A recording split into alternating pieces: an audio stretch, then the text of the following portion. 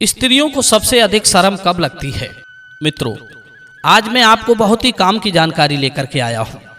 आपसे निवेदन है कि इस वीडियो को पूरा जरूर सुन लेना। मित्रों, घर की महिलाओं को सबसे अधिक शर्म कब और किस बात की लगती है? वो क्या काम है जो महिलाओं को शर्मिंदा करता है? मित्रों, देखा जाए तो शर्म के भी कई रूप होते हैं। शर्म का अर्थ होता है लज्जा, शर्म, आत्मसम्मान। जब कहीं पर मनुष्य का आत्मसम्मान नष्ट हो जाता है या यूं कहिए मनुष्य बेइज्जत हो जाता है तो उसे जो गिलानी होती है उसे भी शर्म कहते हैं।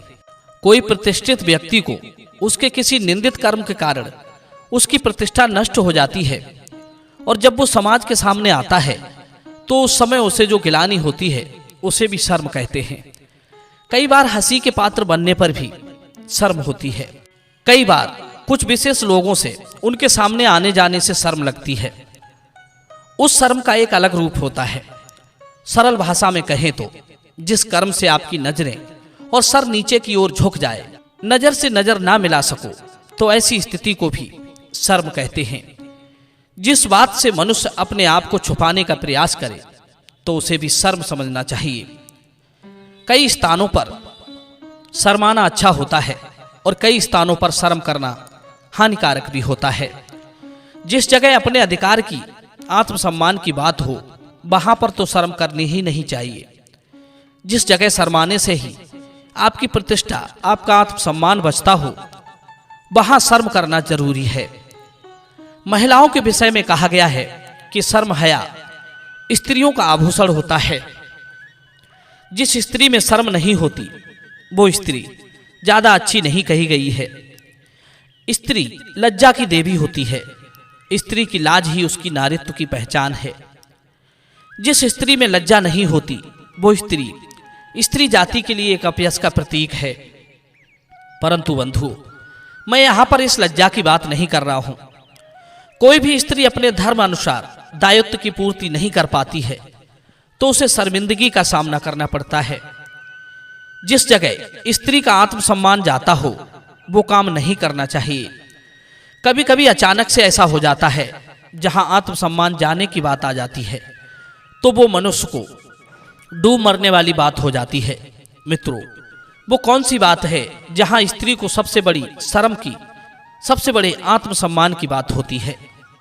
प्रिय बंधुओं, यदि किसी कारणवश वो अपनी प्रतिष्ठा को नहीं बचा पाती है तो उसे शर्मिंदगी का सामना करना पड़ता है। मित्रों, इस संबंध में मैं आपको एक छोटी सी कथा सुनाता हूं। एक बार की बात है, माता पार्वती ने सभी ऋषियों का निमंत्रण किया। कैलाश पर ऋषि भोज का आयोजन हुआ। सारे ऋषिगण भोजन करने के लिए पधारे। माता पार्वती ने सभी ऋषियों के भोजन की सारी व्यवस्थाएं की। सारे ऋषिगण भोजन करने आते थे और भोजन करके चले जाते थे। फिर बारी आई अगस्त ऋषि की। महर्षि अगस्त जब भोजन करने के लिए पार्वती मैया के भवन में बैठ गए, माता पार्वती उन्हें बड़े प्रेम से भोजन परोसने लगी। माता पार्वती के हाथ के बनाए हुए पकवान इतने स्वादिष्ट थे कि ऋषि अगस्त का खाते खाते जी नहीं भर रहा था। माता पार्वती भोजन परोसती रही और वो खाते रहे। भोजन करते करते पार्वती की रसोई का सारा भोजन समाप्त होने पर आ गया, पर ऋषि अगस्त की भूख अभी शांत नहीं हुई थी। तब माता पार्वती ने देखा कि मेरी रसोई का भोजन समाप्त होने पर है, पर कुंभज ऋषि अभी तक तृप्त नहीं हुए हैं। अब क्या करूं?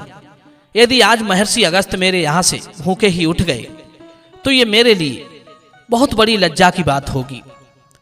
और दोस्तों, सच कहा है, यदि कोई अतिथि भोजन कर रहा है और रसोई का भोजन बीच में ही समाप्त हो जाए तो भोजन कराने वाले को बहुत बड़ी लाज की बात होती है। संसार की हर स्त्री भगवान से यही प्रार्थना करती है कि उसकी रसोई अतिथि के भोजन करने तक समाप्त ना हो। यही सोचकर माता पार्वती ने भगवान का स्मरण किया कि हे प्रभु, आज मेरी लाज प्रतिष्ठा दांव पर है, मेरी रक्षा करो। यदि ऋषि अगस्त आज मेरे द्वार से भूखे ही चले गए तो ये मेरे लिए बहुत ही शर्मिंदगी की बात होगी। मित्रों, जैसे ही माता पार्वती ने भगवान का स्मरण किया, उसी समय भगवान भी उनकी लाज बचाने के लिए ब्राह्मण का रूप बनाकर उनके द्वार पर आ गए और देवी पार्वती से भोजन का आग्रह करने लगे। इधर माता पार्वती ने देखा कि एक ब्राह्मण को तो मैं पहले से ही तृप्त नहीं कर पाई हूं, तब तक दूसरा ब्राह्मण आ गया। वे भगवान की लीला को नहीं समझ पाई, अब इसे कहां से भोजन कराऊं। मित्रों, माता पार्वती यही सोच रही थी कि इतने में ब्राह्मण वेशधारी भगवान ऋषि अगस्त के बराबर में आकर बैठ गए। माता पार्वती ने उन्हें भी भोजन परोस दिया, परंतु वे भगवान की लीला को नहीं पहचान सकी कि परमेश्वर मेरी लाज बचाने के लिए मेरे द्वार पर आए हैं। हुआ ये कि भगवान ने 2 कौर खाए और जल पिया और तुरंत अपने स्थान से उठ गए। यह देखकर ऋषि अगस्त को बड़ा गुस्सा आया। वे सोचने लगे कि ऐसे आए, न खाया न खाने दिया। क्योंकि मित्रों, पंगत का एक नियम होता है कि भोजन कर लेने पर यदि पंगत से एक व्यक्ति उठ जाता है तो सारी पंगत को उठना पड़ता है। भगवान के उठते ही महर्षि अगस्त को भी बीच में से ही उठना पड़ा। इस तरह से माता पार्वती की लाज बच गई। अगस्त मुनि कहने लगे, देवी, भोजन तो पेट भर के नहीं कर पाए, कम से कम जल तो पिला दो। देवी पार्वती सोचने लगी कि सारी रसोई का भोजन अकेले ही कर गए, अब इतना पानी में कहां से लाऊंगी। तभी भगवान ने कहा, हे महर्षि, तुम्हें तृप्त करने के लिए यहां जल पर्याप्त नहीं है। एक काम करो, द्वापर युग में मेरा कृष्ण अवतार होगा, तब मैं इंद्र की पूजा रुकवाकर गोवर्धन का पूजन करवाऊंगा। इंद्र इस बात से नाराज होकर 7 दिन तक मूसलाधार पानी बरसाएगा। उस सारे जल को बस तुम्हें ही पीना है। भगवान ने ऋषि अगस्त को ऐसा वरदान दिया। अब आपके मन में यह बात चल रही होगी कि सारी वर्षा का पानी अगस्त ऋषि पी गए, ये कैसे संभव हो गया। तो मित्रों, आपकी जानकारी के लिए बता दूं कि ऋषि अगस्त तो एक बार पूरे समुद्र को भी पी गए थे। इंद्र की वर्षा का जल तो बहुत छोटी बात है। प्रिय बंधुओं, एक बार द्रौपदी की भी भगवान ने लाज बचाई थी। जब पांडवों का वनवास हो गया था, तब दुर्योधन के कहने से ऋषि दुर्वासा कुछ ऋषियों को साथ लेकर पांडवों की कुटिया पर पहुंचे थे और उनसे भोजन का आग्रह किया था। उस समय पांडवों के पास सूर्य देवता का दिया हुआ एक अच्छे पात्र था, जो एक बार में ही सभी लोगों का भोजन तैयार कर देता था। जब तक पांचाली भोजन नहीं कर लेती थी, तब तक उस पात्र से भोजन समाप्त नहीं होता था। लेकिन जिस दिन ऋषि दुर्वासा उनके यहाँ पधारे, उससे पहले द्रौपदी भोजन कर चुकी थी, इसलिए उस पात्र से दोबारा भोजन प्राप्त नहीं हो सकता था। उस समय भी माता द्रौपदी के आगे ऋषियों के भोजन को लेकर बहुत बड़ा संकट खड़ा हो गया। तब माता द्रौपदी ने भगवान श्री कृष्ण का ध्यान किया। भगवान श्री कृष्ण भी उसी क्षण द्रौपदी के पास प्रकट हो गए। तब उन्होंने भी पांचाली से भोजन की मांग की।